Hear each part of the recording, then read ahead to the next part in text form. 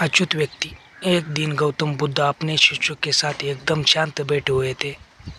उन्हें इस प्रकार बैठे हुए देख उनके शिष्य चिंतित हो गए कि कहीं वे अस्वस्थ तो नहीं है। एक शिष्य ने उनसे पूछा कि आज वह मौन क्यों बैठे हैं, क्या शिष्यों से कोई गलती हो गई है।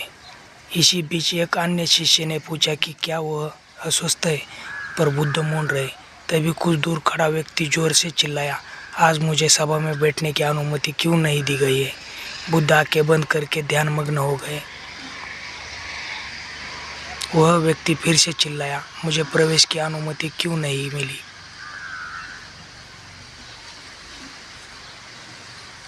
इस बीच एक उदार शिष्य ने उसका पक्ष लेते हुए कहा कि उसे सभा में आने की अनुमति प्रदान की जाए। बुद्ध ने आंखें खोली और बोले, नहीं, वह अच्युत है, उसे आज्ञा नहीं दी जा सकती। यह सुन शिष्यों को बड़ा आश्चर्य हुआ। बुद्ध उनके मन का भाव समझ गए और बोले, हाँ, वह अच्युत है। इस पर कई शिष्य बोले कि हमारे धर्म में तो जात पात का कोई भी भेद नहीं है, फिर भी वह अच्युत कैसे हो गया। तब बुद्ध ने समझाया, आज वह क्रोधित होकर आया है। क्रोध से जीवन की एकाग्रता भंग होती है। क्रोधी व्यक्ति प्राय मानसिक हिंसा कर बैठता है, इसलिए वह जब तक क्रोध में रहता है तब तक अच्युत होता है। इसलिए उसे कुछ समय एकांत में ही खड़े रहना चाहिए।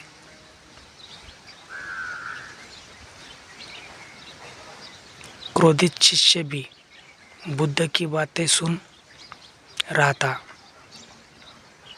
पश्चाताप की अग्नि में तपकर वह समझ चुका था कि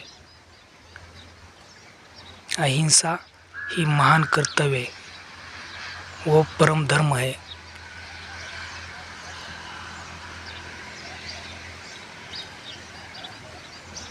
वह बुद्ध के चरणों में गिर पड़ा और कभी क्रोध न करने की शपथ ली।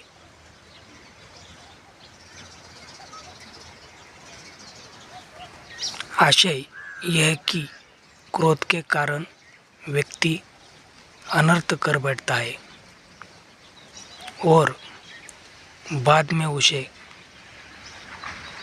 पश्चाताप होता है। इसलिए हमें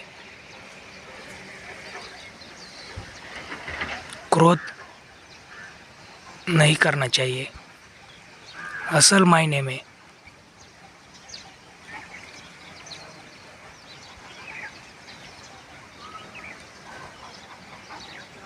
क्रोधित व्यक्ति अच्युत हो जाता है।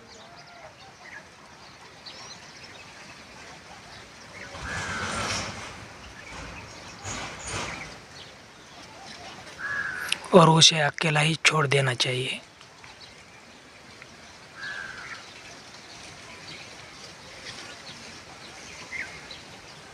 क्रोध करने से तन, मन, धन तीनों की हानि होती है। क्रोध से ज़्यादा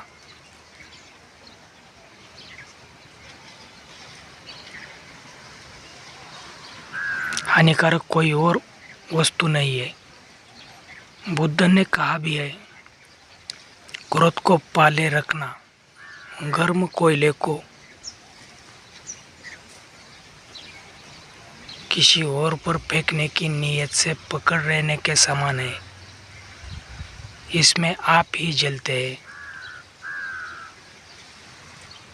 नमो बुद्धाय।